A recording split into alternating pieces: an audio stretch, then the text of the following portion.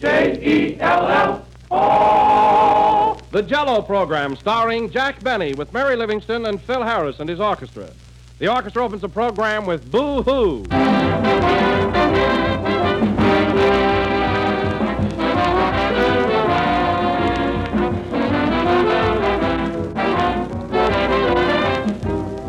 All of us take a lot of things for granted, like the telephone, the movies, and I know that often goes for your grocer, too. You know he's always there, ready to serve you.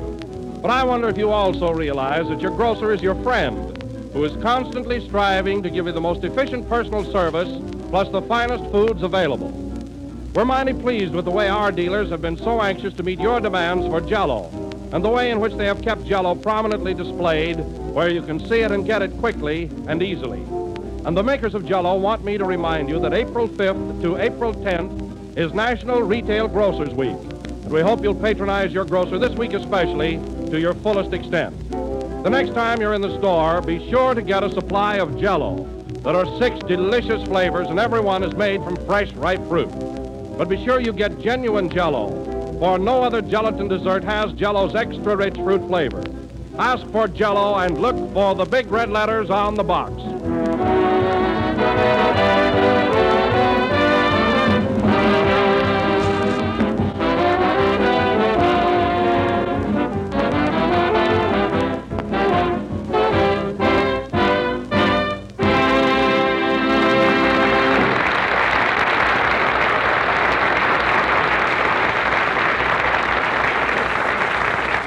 That was Boo-Hoo, played by Phil Harris and his orchestra. And now, ladies and gentlemen.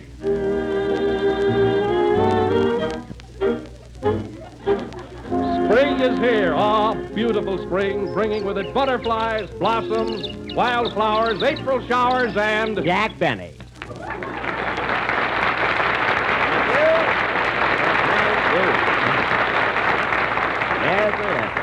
Hello again. This is your little buttercup speaking. Isn't that springish, folks? Ah, but spring is here. Nature beckons, and we are all victims of its magic spell. Aren't we, Don? You said it. Honestly, Don, I feel so good I could go right out and play 2 brisk holes of golf. Don't overdo it. Aren't you glad that we're back in California, especially during the spring season? Oh, I sure am, Jack. Everything is so bright and green. And have you noticed how warm it's getting? Yes, sir. Real summer weather. And by the way, Jack, have you filled your swimming pool yet? Yes, Don, with water and relatives. But I don't care about that. I have other interests this time of year, planting and gardening. Really, you don't know how much pleasure I get out of working in my garden, just digging into things. Jack, I didn't know you were interested in gardens. Oh, Don, just give me a hoe and a package of seeds and I'll sow my head off. I'm just mad about parsley in its wild state. Oh, go on, Jack. You're not the type that works in a garden. I'm not, eh? Look at these calluses on my hands. Those are knuckles. Well, if I turned them over, you'd see something. Oh, yes, Don, I'm a real gardener. In fact, quite a soil tiller. Oh, hello, Mary. Hello, Tilly. That's Tiller, and you can laugh if you want to, but I've gone in for agriculture in a big way. I'm not laughing, Jack. Gee, I plant a garden every year. You do? I'll say. Just give me a hoe and a package of seeds, and Mary Dora goes wild. Well. I've been working on my garden all week. Oh. Yesterday, I put in carrots, pansies, cherries, violets, and radishes. And I planted them in straw. In straw? What are you trying to raise? Spring hats. Spring hat? That's silly. By the time they come up, the season will be over. Then I can add a turkey and use them for Christmas baskets. Well, that's very clever, very. Say, Mary, the way you grow things, you're a regular Luther Burbank. I'll say. I even found out a way to grow mashed potatoes. How? Well, first I put vanishing cream on the skins. Yes. Then I plant them with a hammer. Oh, go away, Gracie.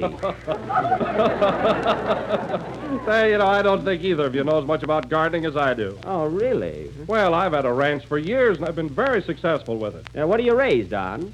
Oh, strawberries, raspberries, cherries, oranges. Lemons and limes, I know. Have you a very big place? No, just 6 delicious acres. Oh. Well, I must drive out and see it sometime. Look for the big red letters on the mailbox. That's right, Mary. Hello, Jack. What are you talking about? Hello, Phil. We were just discussing our different hobbies. Do you go in for gardening, Phil? Not me. You don't care for it, huh? No. Give me a hoe and a package of seeds, and I'll throw them in your face. I know. You'd rather have a pool cue and a package of cigarettes. Yeah. Say, Jack, Yeah? you're getting to be quite a celebrity in your hometown, aren't you? Why, what do you mean? Well, I saw a newsreel last night showing the big celebration your hometown put on for you. Oh, is it in the newsreels? Well, that's right, Phil, and I want to tell you it was the greatest thrill of my life. Waukegan really went to town. Yeah, quite a tribute, wasn't it? Yes, sir. What a day. I'll never forget it. But the thing that, Phil, really, the thing that touched me most was the tree they planted in my honor right on the public square. And they called it the Jack Benny Elm. Oh, just imagine, fellas, that little tree in the village green represents me. Isn't that a poetic thought? It certainly is. Gee, can't you just picture it? Birds nesting on my limb. No, really, lovers carving their initials in my trunk. Beautiful. And can't you just see me there in the park, swaying to and fro in the breeze? Drunk again. You know I don't drink. And then picture me there in the various seasons. Winter, and my limbs are covered with snow. Then spring comes, and I bud. Then summer comes, and the soft breezes caress me. Then woodpeckers come and you're air conditioned.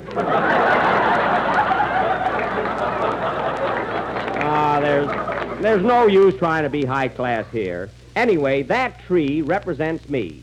Rover, get away.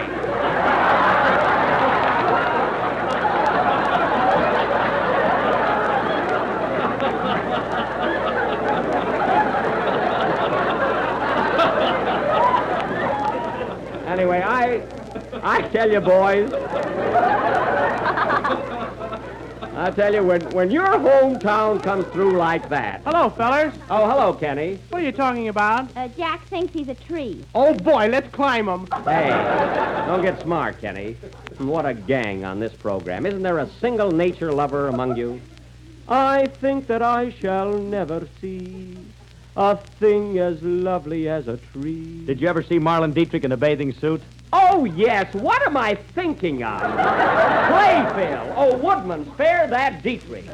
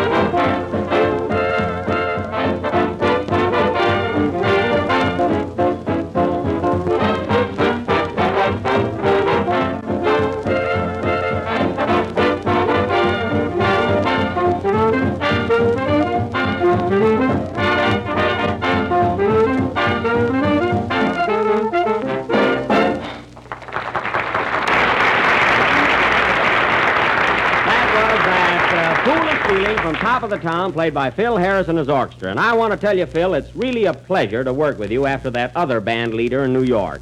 You know, the one who thought he had me scared.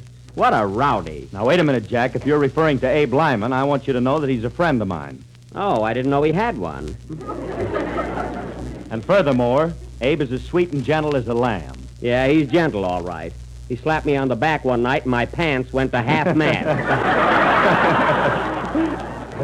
Well, Jack, you know...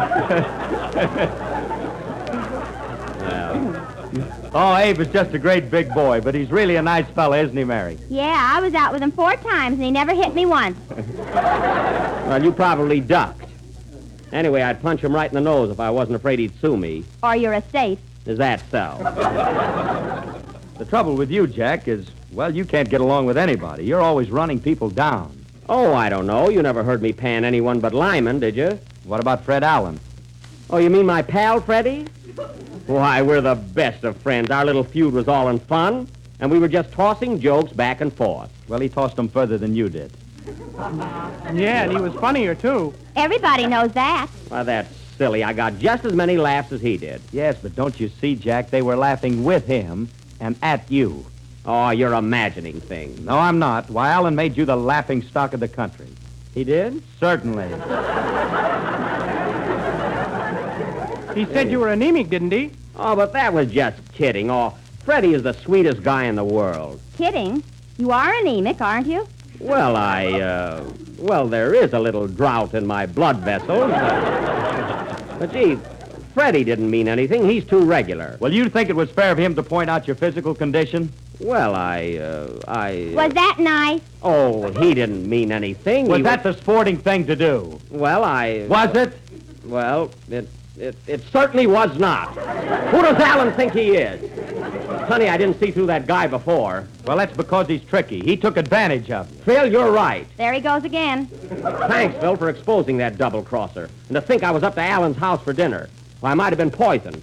How do I look, Mary? Poisoned. There you are. I was right. Don, get me a doctor, quick. Now, Jack, pull yourself together. What's wrong here? I've been poisoned by Fred Allen. Why, Jack, that's the silliest thing I ever heard of. Allen wouldn't harm a fly. Oh, he wouldn't, eh? After what I just heard. Calm down now. Allen is the best friend you ever had. Yeah? Certainly.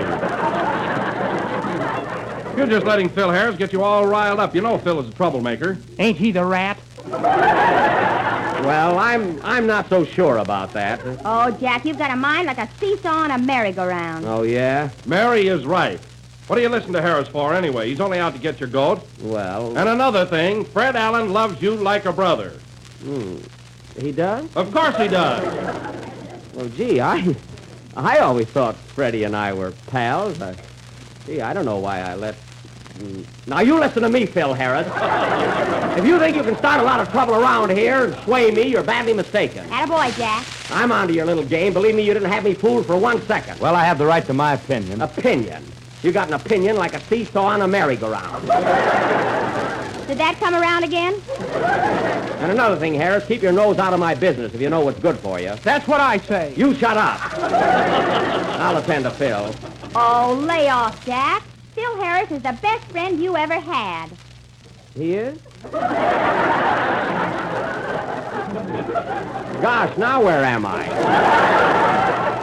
Oh, let's drop the whole thing and go on with this program before I make a chump out of myself. You mean again? I never saw such a... What are you going to sing now, Kenny? Gee, I got so excited about your being poisoned, I forgot. Well, I wasn't poisoned.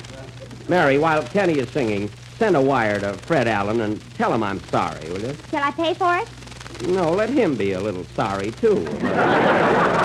Okay. Well, sing, Kenny. Play troublemaker or pal or whatever you are. Why I ever accepted that watch Phil gave me for Christmas, I don't know.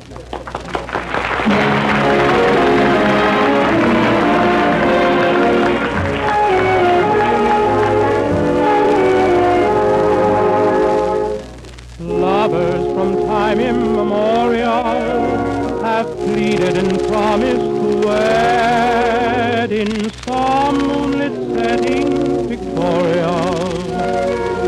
Somewhere or other I've read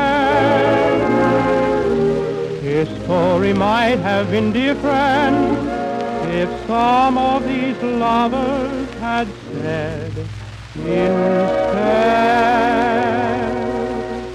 turn on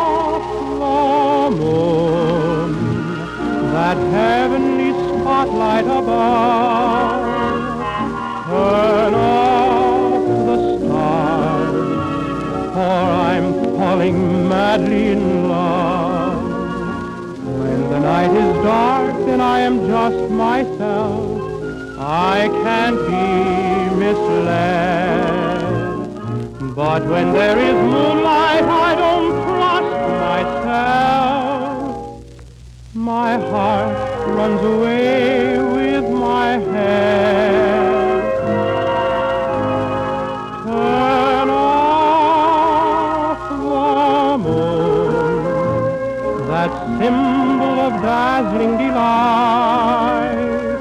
Turn off the tune, the whippoorwill sings in the night. Words that should be sensible become incomprehensible, and I start to cool like a dove. Turn off the moon, for I'm falling madly in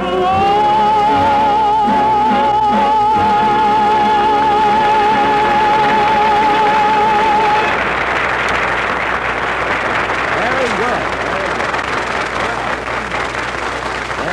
That was Turn Off the Moon, sung by Kenny Baker. And I want to tell you, Kenny, I feel much better now. That song really soothed my jangled nerves. I'm glad you liked it, Jack. Give me a hole and a package of seeds, and I can sing like a canary. Well, I particularly like that number. Something new, isn't it? Yes, for my picture of the same name. Oh, that's right, the new one you made for Paramount. Mm-hmm. I was in it, too. Yes, I know. Well, why didn't you mention it? Well, what am I, a press agent or a comedian? You're a cluck. Getting awfully funny since you started making pictures. I bet you got in on somebody else's screen test. It wasn't yours. Now, wait a minute. Do you want your watch back? Yes. Indian giver. Try and get it. Boy, I hate to have him. Yeah. Watch back. I hate to have him in a picture with me. I bet he drove everybody on the set crazy. Especially the girls.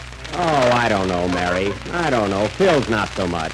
Take away that wavy hair and those blue eyes and pearly teeth and that physique of his, and what have you got? You.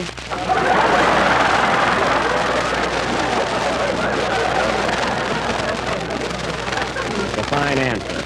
I'm sorry we were interrupted, Kenny. What were we talking about? My picture. Oh, yes. And say, you seem to be pretty busy these days. I understand you're singing here at the Paramount Theater this week. Sure, and I tell jokes, too. Smart ones. Oh, so you tell smart jokes, huh? I bet the audience doesn't get them. Neither do I. Well, I can't understand that. Didn't anyone in the audience laugh? Oh, only my girl, but what does she know? Well, she has faith in you anyway. You know, Jack, I saw Kenny's act last night, and believe me, his singing goes over big. Well, He's a regular Jeanette MacDonald. well, I'm proud of you, Kenny. I really am. You know, I used to love the stage myself. It's too bad vaudeville is dead. You did your part.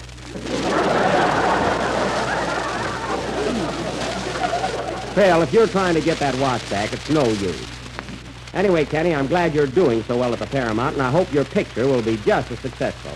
What's the name of it again? Turn Off the Moon. Turn Off the Moon. That's a nice title. You know, I'm starting my new picture in about 2 weeks. It's all about my career on the airwaves. Oh, yeah? What's the name of it? Turn off the radio.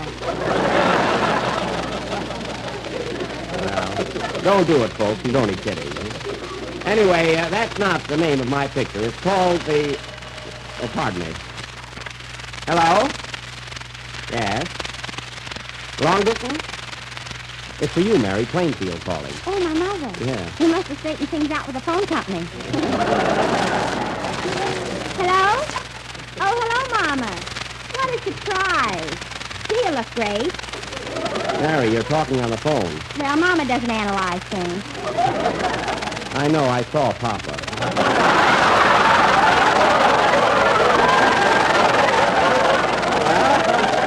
Might as well give myself a joke once in a while. Yes? Yes, what's that, Mama? No, you're all mixed up. It's nothing like that. What's wrong, Mary? Mama's mad because you poisoned Fred Allen. Tell tell her I didn't do it. No, Mama. Does Jack look like a murderer? He does not. Oh, nobody looks good in the newsreel. Thanks, Mary, thanks. Say, Mama, did you have a nice Easter? Oh, that's good. How's Papa? What? He did? What happened, Mary? What happened? Papa looked in the mirror yesterday and said bear traps all over the house.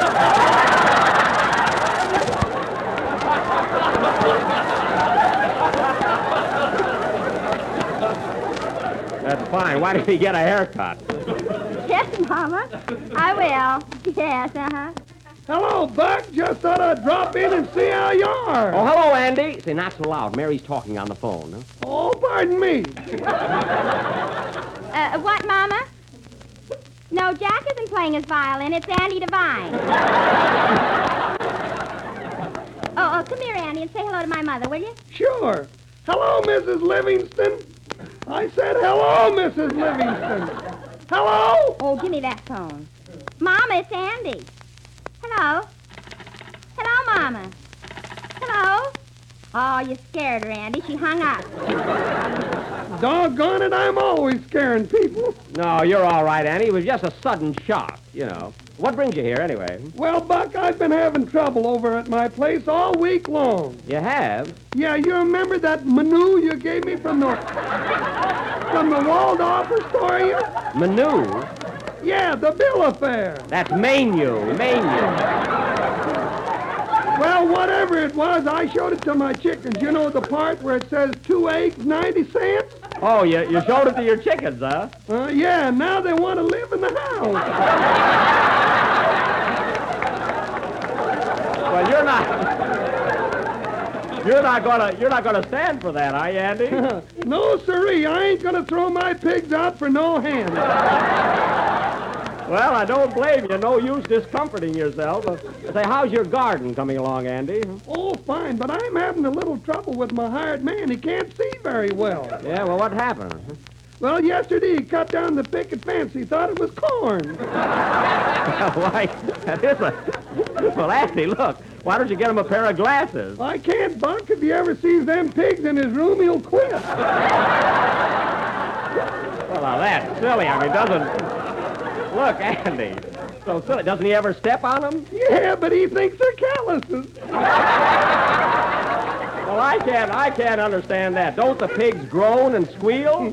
Sure, but they sound just like me, and he don't pay any attention to them. Well, then you're very lucky. You're very lucky. Say, come here a minute, Andy. I want to ask you something about my garden. Look, do you think that if I... Wait a minute, Andy. Play, Phil. Andy, do you think that my artichokes would object if I put onions next to them? Huh? Well, Buck, I don't know. I don't know. What do you think about it, Andy? I think...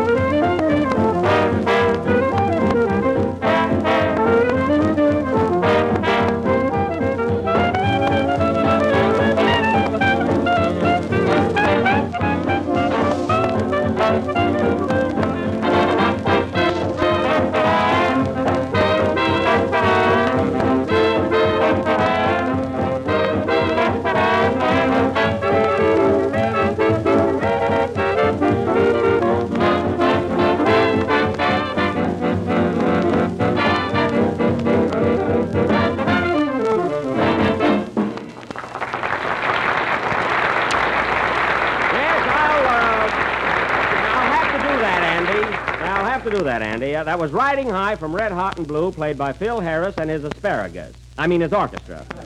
And now, ladies and gentlemen, I would like to make a serious announcement regarding one of our future programs.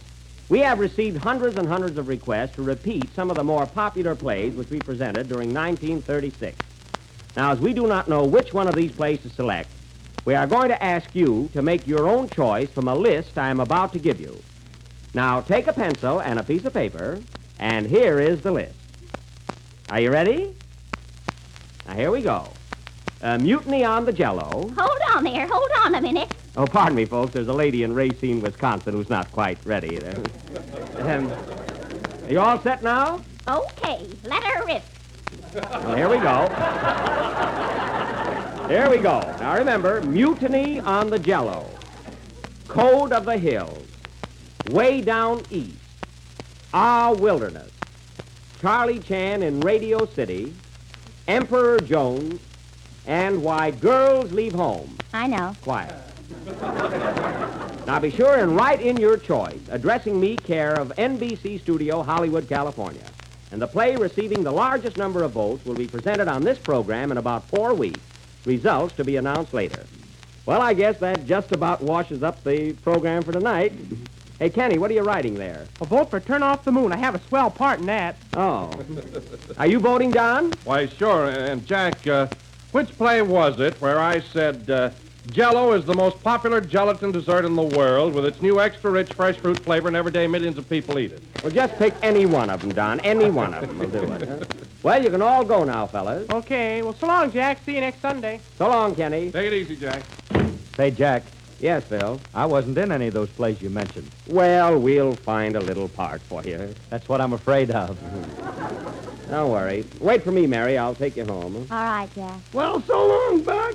Oh, are you still here, Andy? Yeah, but I'm going too. Say, wait a minute, Andy. Before you go, come here a minute. Look at this, will you? What? Well, here's a funny seed I found this morning. I can't make out what it is. Let's see it. Looks like a watermelon seed. Well, I don't know, Andy. It looks more like a sunflower seed. I can't figure it out. Let me see that, Jack. Here. Oh, what's the matter with you guys? This is an elk's tooth. It sure is. Yep, it's an elk's tooth, all right. Throw it away, Jack. No use raising elk. No, that's right. That's right. Come on, let's go. Let's go. There's a brand new Jell-O dessert that you're going to say right off the reel is something really special. Banana Bavarian cream. Smooth, rich, and downright delicious. And here's all you do to make it. Dissolve 1 package of lemon Jell-O in 1 pint of hot water. Then whip 1/2 a cup of heavy cream and fold it into the Jell-O when the Jell-O is slightly thickened. Next, fold in 5 bananas, crushed to a pulp, and sweeten. Mold and serve, and listen to the family cheer. For everybody is sure to enjoy the combination of the rich banana flavor with the tart, tangy lemon Jell-O. So serve it soon. But when you make your banana Bavarian cream, be sure to make it with genuine Jell-O. For only Jell-O has that extra rich fruit flavor from fresh, ripe fruit. That's why Jell-O is the most popular gelatin dessert in the world today. So always be sure to get the real thing, genuine Jell-O. This is the last number of the 27th program in the new Jell-O series, and we'll be with you again next Sunday night at the same time. Good night, folks.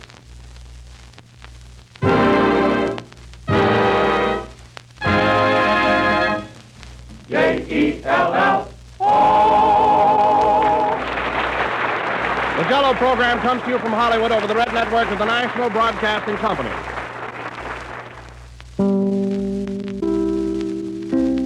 KFI, Los Angeles.